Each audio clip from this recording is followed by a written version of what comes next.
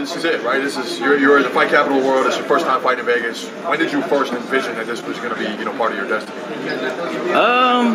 Honestly, I fought in Mesquite, Nevada for the Junior Golden Gloves. So after that, I knew like, damn, I'm gonna be out here fighting when I turn pro. But I didn't know when. I just knew I would. Does it have a different feel to it now that it has a different feel because that was the amateurs. This is the pros. Yeah. But more so, I'm not focused on the field right now. I'm just focused on getting the job done and winning at that point.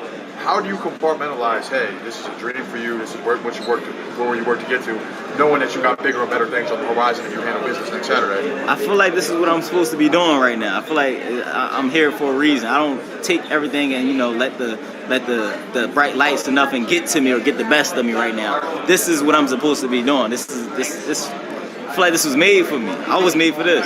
Is that...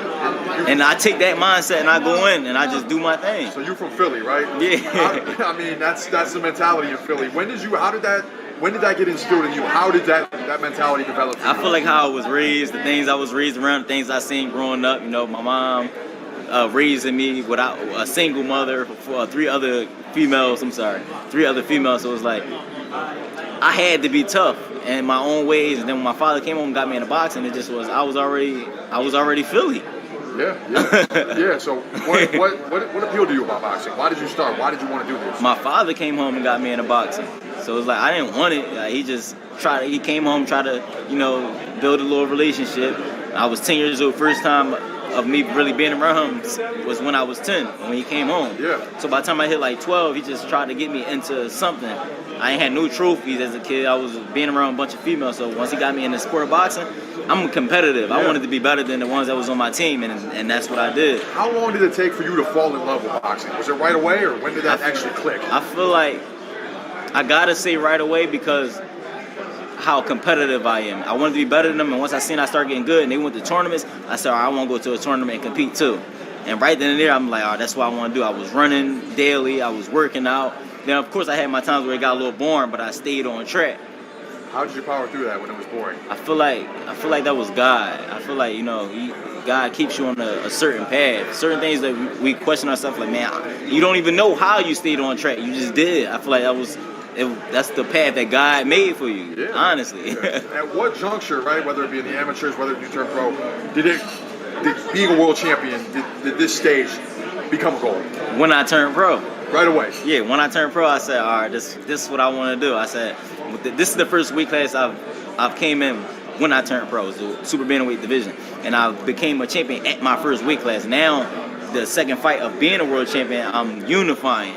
Then hopefully, once we get past this fight, we can unify again to become undisputed. But ever since I turned pro, that was my ultimate goal, was to become undisputed at this weight class. And right now, everything's in line for me to do that. What do you feel like is going to be too much for Brandon Figueroa on fight night? I feel like my ability to adjust and outthink him will be too much alone, without not including the speed and my underrated power. Mm-hmm. You threw, what was it, like about 1,000 punches? Like 1,300, 11 to 1,300, something like that. So do you feel like, the counter punching and stuff's going to slow down his output, or we're going to get two guys throwing over 1,000 punches? I feel like we're definitely going to, I feel like the fight itself and the fighter I'm fighting is definitely going to bring out more than 1,000 punches himself because of the type of fighter he is, as well as me making him miss and making him pay for his mistakes, and him trying to do the same for me. What do you think about his size and pressure, Size, I always been rumbling the big dogs, especially from where I come from. Size is he may be bigger than me, but right here we eye to eye. Power, we're eye to eye. Weight-wise, we're eye to eye. I'm just as big as him. But a lot of people don't see that. I'm just as big as him, trust me. This is the ninth undefeated guy you're going up against? My ninth undefeated, yep. In only your 20th fight? Why do you feel like you've had to come up this way? I feel like everybody have a different path, and this is the path that I've had. This is the path that I've took, along with a lot of these fights I shouldn't have took. And now that I'm here and I realize that, but it made me the better fighter and made for a better story and the storyline of my life. And now look at me. Now I get to brag, and I'm doing things that other fighters is not doing. How satisfying is it for you to take somebody's Oh, that shit real. That feel good, honestly, because now I get a kick out of doing it. Now that's what I look forward to doing. I'm willing to fight the other undefeated guys to become their first loss and to mentally dethrone them, not just physically, but mentally dethrone them. I gotta forever live with them. They forever live with my name on their resume, honestly, and that's how I look at it. And I started feeding off of that, and I started yearning more undefeated guys. Because usually that's when they're hardest to break them, right? When they ain't Exactly. lost before, they don't know how to lose. Exactly. It's more so of who wanted the most. Nobody wants to be defeated, so they're going to do everything they can to beat me when I already been through 8 undefeated fighters already, and I know how to win against 8 different styles of undefeated fighters. So it's like whatever he brings to me, I will already be able to capitalize, and I already know how to defeat. Do you feel like in this fight you won't just show you're the best 122 pounder, but maybe one of the best fighters in the world, period? Yes, I believe this fight will show pound for pound status and my abilities. Whatever I want to do, I'm going to do it out there. Because watching the Leo fight, it's like this guy might not just be good, he might be elite. You know, a lot of people said that. It's like I showed a different side that a lot of people didn't know I had and didn't see in me, but I knew I had it all along because this is how I get down when I'm in the gym. But it's like now I'm more open. I don't give a fuck because this pandemic made me not give a fuck. I lost opportunities. I lost a lot. I had to deal with a lot. I had to, go through, not just me, but everybody. I know you probably feel like you don't give a fuck about certain situations, dealing with a lot of losses that you didn't took during this pandemic. You know what I'm saying? So it's like, at that point, why not risk it all? It's like, well, we already seen what this world has to offer. Why not risk it all at this point? Yeah. Why give a fuck? Take your chances, take your opportunities.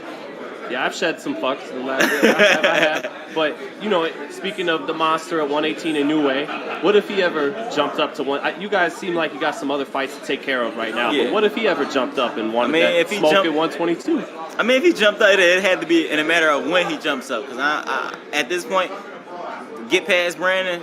If that fight is next for as MJ, we out of here. If he not there in time, we out of here. I'm not going to sit around and wait for somebody. Because at the end of the day, he won't just be the cash cow. I will be the cash cow as well. Right. You got your own thing going on. Yeah, I got my own thing going on. Talking to Sam earlier about you had to be tough having the 3 females in the house. Was it to protect them kind of thing because you were the man of the house for a little while there? Or it was more so I had to learn that protective because, growing up with women, you tend to have female tendencies like always crying or complaining and things like that. Exactly. So it's like I had to learn how to get out of those ways, and I'm still learning how to get out of certain ways like that. So it's like that was that. I feel like you can say that was a part of me. I feel like you can say that was a part of it. Mm-hmm. And then you feel like you stopped Figueroa, or this is going 12? Yes, I feel like I don't feel like it's going 12. I don't feel like it's going 12.